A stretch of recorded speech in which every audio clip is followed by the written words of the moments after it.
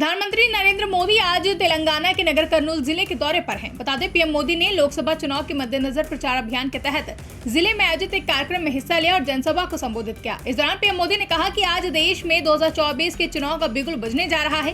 TV वाले बता रहे हैं कि अब से कुछ ही देर बाद दिल्ली में चुनाव की तारीखों का ऐलान हो जाएगा, लेकिन तारीखों के औपचारिक ऐलान के पहले ही देश की जनता ने और देश ने नतीजों का ऐलान कर दिया है। देश ने घोषणा कर दी है अब की बार 400 पार। आप भी सुनिए। आज देश में जो अभी मैंने टीवी पे देखा, 2024 के लोकसभा चुनाव का बिगुल बजने जा रहा है। टीवी वाले बताते हैं कि अब से कुछ ही देर बाद दिल्ली में चुनाव की तारीखों का ऐलान हो जाएगा। लेकिन मेरे प्यारे भाइयों बहनों, तारीखों के औपचारिक ऐलान के पहले ही देश की जनता ने, देश ने नतीजों का ऐलान कर दिया है। देश ने घोषणा कर दी है, अब की बार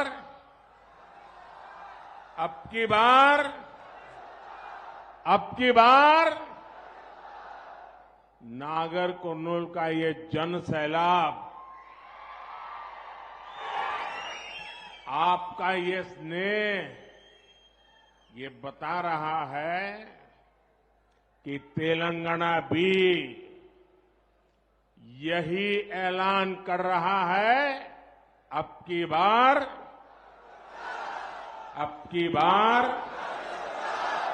और साथियों, कल इसकी एक प्रचंड झलक मैंने मलकाजगिरी में भी देखी है।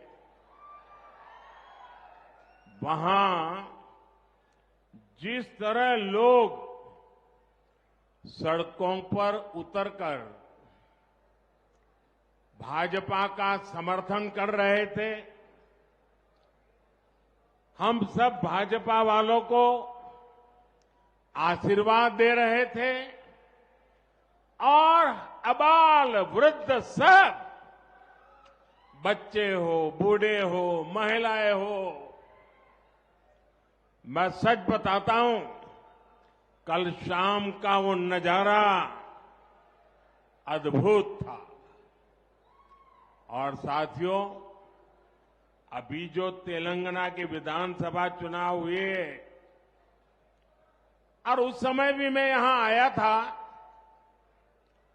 और उस समय मैंने देखा था कि जनता के दिल में, जनता के दिमाग में बीआरएस के खिलाफ इतना भयंकर गुस्सा था, इतना गुस्सा था,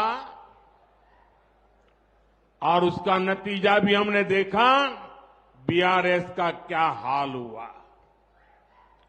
और कल मैंने देखा और आज यहां भी देख रहा हूं, तेलंगाना के लोगों ने मोदी को फिर से वापस लेने का फैसला सुना दिया है। तेलंगाना भी कह रहा है, तीसरी बार।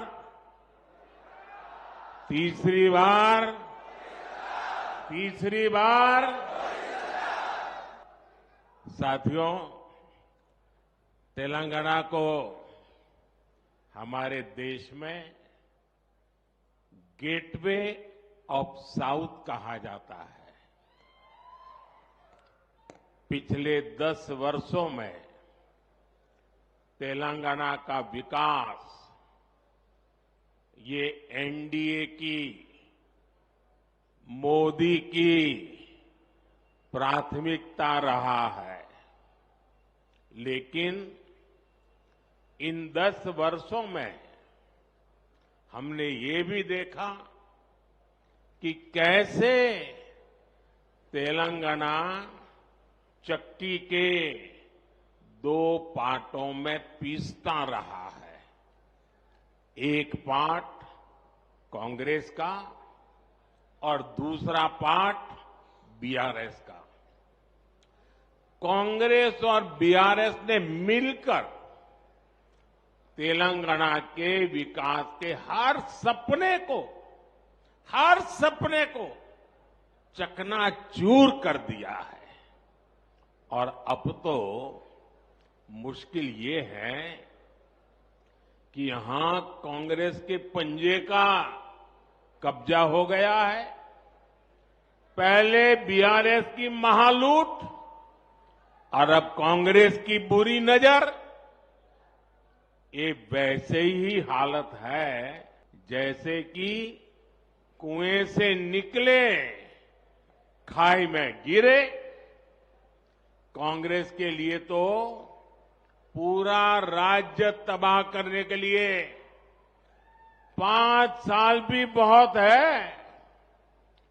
जब यहां ज्यादा संख्या में बीजेपी सांसद चुन करके आएंगे तो कांग्रेस को भी अपनी मनमानी करने में बहुत मुश्किल होगा। और इसलिए इस बार तेलंगाना में सभी लोकसभा की सीट भाजपा का कमल खिलना चाहिए। और आपको एक बात और भी याद रखनी है, तेलंगाना के लोगों की बात सीधी मुझ तक दिल्ली में पहुंचे, इसके लिए मुझे यहां सभी सांसद जीत करके आए तो बहुत बड़ी मदद मिल जाएगी, ताकि मैं आपकी अच्छी सेवा कर सकूं।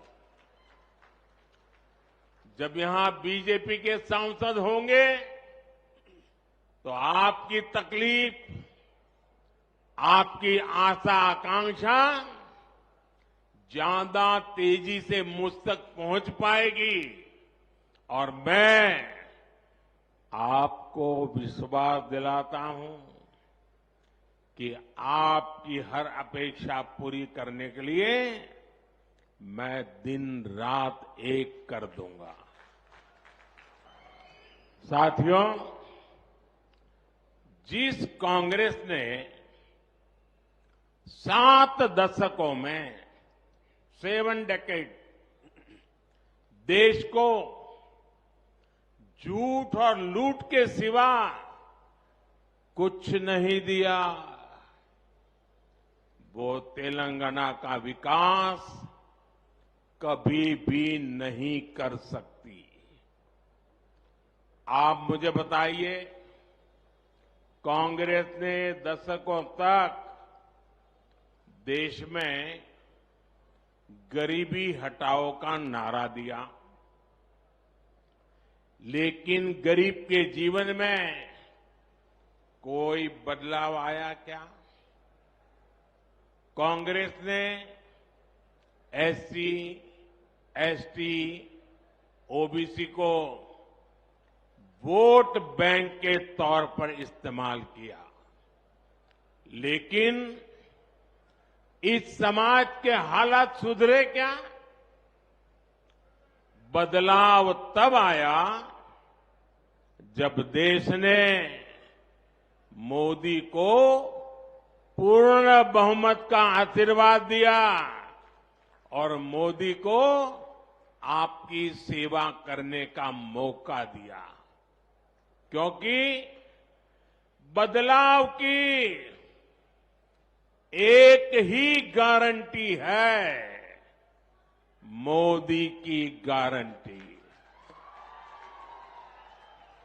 लेकिन पिछले 10 वर्षों में पहली बार गरीब परिवारों के बैंक अकाउंट खुले।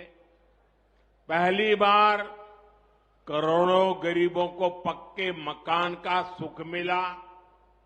पहली बार गरीब को टॉयलेट, नल से जल, बिजली का कनेक्शन, मुफ्त वैक्सीनेशन, ऐसी अनेक सुविधाएं गरीब के घर तक पहुंची। पहली बार लाखों गांवों ने रात में बिजली का उजाला देखा। इसी बदलाव का परिणाम है कि पिछले 10 वर्षों में पहली बार 25 करोड़ लोग गरीबी से बाहर आए हैं। ऐसा ही तेज बदलाव हम सबको मिलकर तेलंगाना में भी लाना है। 23 साल से पहले मुख्यमंत्री के रूप में और अब प्रधानमंत्री के रूप में आपने मुझे सेवा का मौका दिया है। मैंने एक दिन भी मेरे लिए कभी उपयोग नहीं किया है।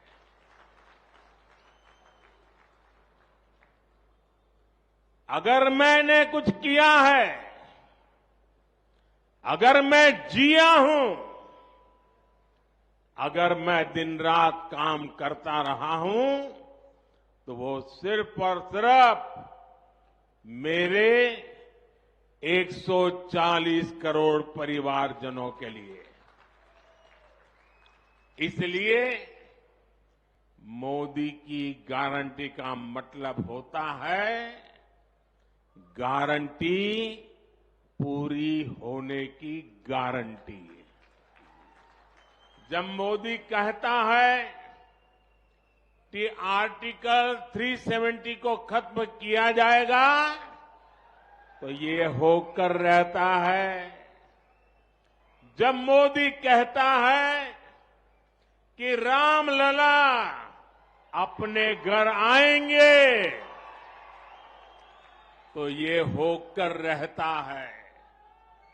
जब मोदी कहता है कि हमारी अर्थव्यवस्था मजबूत होगी, तो भारत दुनिया की सबसे तेज गति से बढ़ने वाली अर्थव्यवस्था बन जाता है। यही तो है मोदी की गारंटी। साथियों, हमारी सरकार की योजनाओं का लाभ तेलंगाना के जन जन तक पहुंचे, इसके लिए हमने दिन रात काम किया है। हमने तेलंगाना के गरीबों के लिए 1 करोड़ बैंक अकाउंट खोले हैं। ये मैं पूरे देश की बात नहीं बता रहा हूं, ये मैं हमारे तेलंगाना की बात बता रहा हूं। तेलंगाना के 1,50,00,000 से ज्यादा लोगों का बीमा किया गया है, और वो भी सिर्फ 20 रुपये सालाना के प्रीमियम पर, यानी एक चाय की कीमत से भी कम। तेलंगाना के 67 लाख से ज्यादा छोटे उद्यमियों को मुद्रा लोन का लाभ मिला है। तेलंगाना के 80 लाख से ज्यादा लोगों को आयुष्मान भारत योजना के तहत हेल्थ इंश्योरेंस का लाभ मिला है। यहां के परिश्रमी मादिगा समुदाय को सशक्त बनाने के प्रयास भी हमने शुरू किए। ये प्रयास जारी रहेंगे और ये भी मोदी की गारंटी है। साथियों, हमारी सरकार की इन योजनाओं का सबसे ज्यादा लाभ एससी, एसटी, ओबीसी महिलाओं और किसानों को मिलता है। यही सही मायनों में सामाजिक न्याय की लड़ाई है। लेकिन इन योजनाओं का सबसे ज्यादा विरोध किसने किया? इसका विरोध ये कांग्रेस और बीआरएस जैसे भ्रष्टाचारी और परिवारवादी लोग हैं, जो सामाजिक न्याय के नाम पर राजनैतिक रोटियां सेकते हैं। आप मुझे बताइए, जिन लोगों ने एससी, एसटी, ओबीसी के लोगों को हमेशा अपमानित किया है, क्या वो लोग इस समाज का भला होते देखना चाहेंगे क्या? ये वो लोग हैं जिन्होंने कभी बाबा साहब को चुनाव हराने के भरसक प्रयास किए थे। इन्होंने एसटी समाज से आने वाली द्रौपदी मुर्मू जी को भी राष्ट्रपति चुनाव हराने के लिए पूरी कोशिश की थी। आज आप खुद देख रहे हैं कि कांग्रेस सरकार के डिप्टी सीएम जो एससी समुदाय से हैं, उनको कैसे अपमान किया जा रहा है, उनका कैसे अपमान हो रहा है। ब्यूरो रिपोर्ट, इंडिया पब्लिक खबर। फिलहाल के लिए इस खबर में बस इतना ही। देश और दुनिया की ऐसी ही तमाम बड़ी खबरों के लिए हमारे YouTube चैनल को सब्सक्राइब करें और बने रहें इंडिया पब्लिक खबर के साथ।